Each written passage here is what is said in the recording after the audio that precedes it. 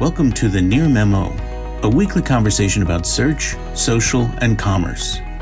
What happened, why it matters, and the implications for local. Okay, having said all that, in this other program that I'm doing called Dialogue, we're doing a bunch of research. One of the pieces of research we've done is with consumers. We did a search versus AI consumer survey, which has not yet been released, but will eventually be. And I teased a little bit of that in the previous newsletter about where people are searching for to make product decisions. So among the many questions we asked people were, is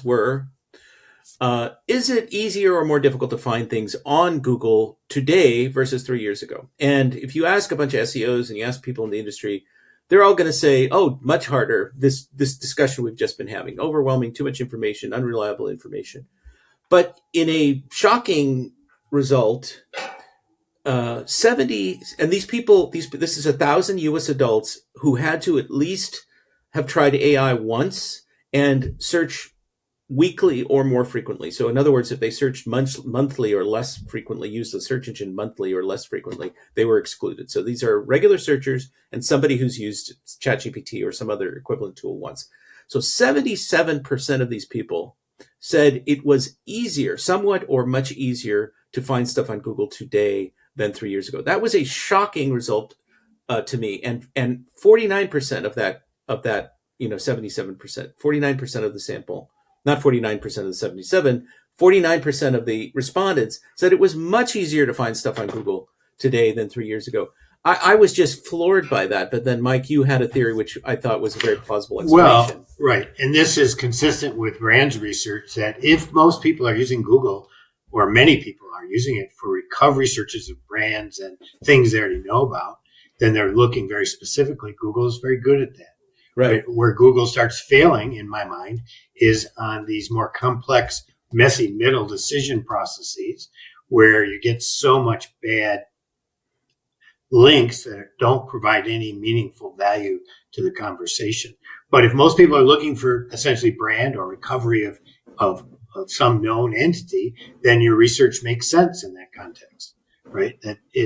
Because not everybody uses it for this more complex task.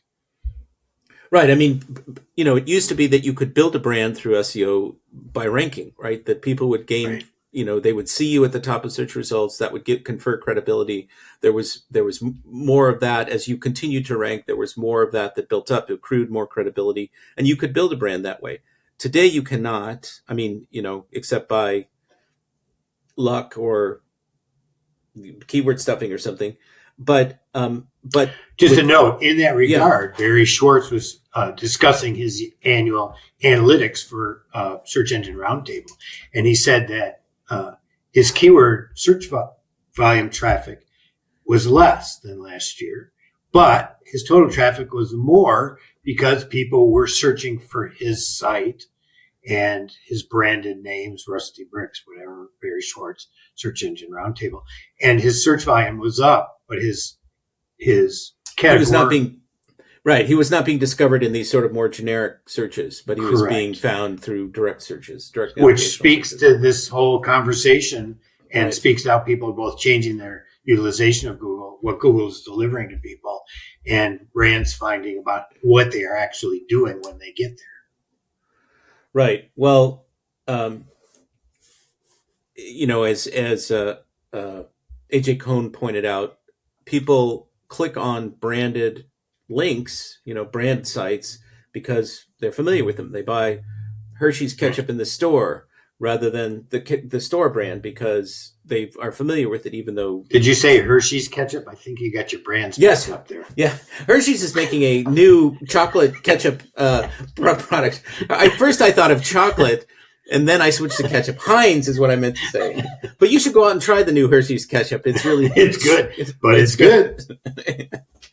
Anyway, you buy the familiar brand because of the Eric Schmidt idea that you think it's a proxy for quality. It makes your choices easier. It removes the cognitive load of having to make decisions over everything. And this is what AJ Cohn was sort of saying. Brands are getting lots of clicks. Google uses clicks in its algorithm. therefore brands rank higher. This is like I don't know, filter bubble is not the right term, but self-fulfilling flywheel effect. Yes, self-reinforcing, right? The more people are searching for brands, the more Google is showing brands, favoring brands, the more people are clicking on brands. So it becomes this whole flywheel thing, which is what these smaller sites like House Fresh have complained about, that they have great high quality content, helpful content, but they can't get exposure because of Google's, this pattern that's going on. One final point about this research, which I will share at some point with people, that is pretty interesting. So we asked people, in a whole bunch of categories, search versus AI. What do you think would produce a better outcome? What would be a better experience and outcome? For I think it was like 12 categories. Local business, travel planning, recipes, jobs, general shopping, products, financial planning, health, and so on and so forth.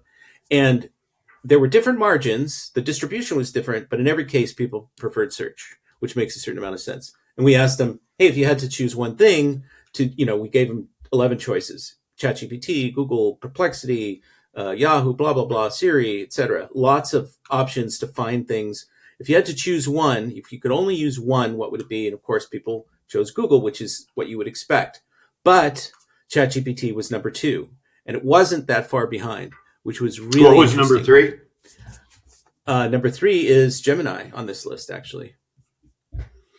Right. ChatGPT, with integration with Apple in this coming month, is going to get increasing exposure. That's right. So people already, 2 years after the launch of ChatGPT, people feel like it's a pretty credible alternative to Google. That's what that suggests to me. Now, it doesn't matter what the precise percentages are, but the fact that it was number 2 over some well-established existing utilities suggests to me that more and more people see it as a credible alternative, even though these people preferred Google, thought search was better across the board. There's definitely some movement going on, and more on that later. More stuff will be revealed in the fullness of time, as it were. All right. Anything else you want to say, Mike? No, just I want to reiterate to those of you who are not subscribing that for us to stay, we are, I think, as much what you spoke about in terms of being unable to build a brand around great content, I think is something that's happened to us. I think our answer is to move to a subscription model so we can keep the doors open. We love local. We love chatting with you. So we're asking that you subscribe, but we're also saying, hey, send us your questions, send us your answers. We want to hear from you.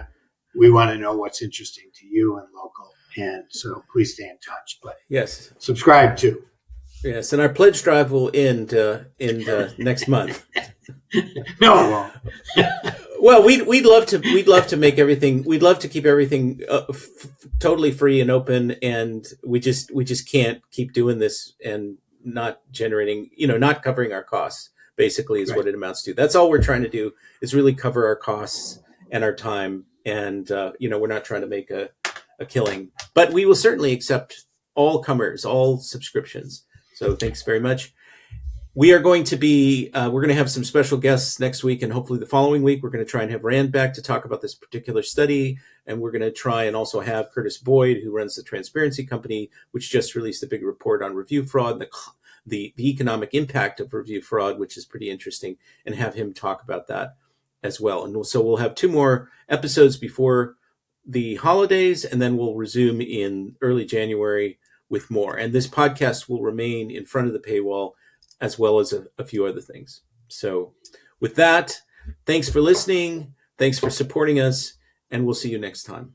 Thanks for joining David, Mike, and Greg. To stay on top of the latest developments in local, subscribe to our newsletter at nearmedia.co. We'll see you next week.